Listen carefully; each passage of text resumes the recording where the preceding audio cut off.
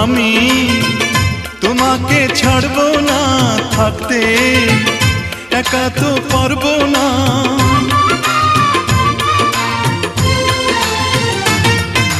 না না ভেঙো না আমার মন, আমি তোমার খুব আপনজন। মিষ্টি মিষ্টি কথায় আমার একটু বলে যাও, ও সাথী আমার তুমি কেন চলে যাও, ও সাথী আমার তুমি কেন চলে যাও।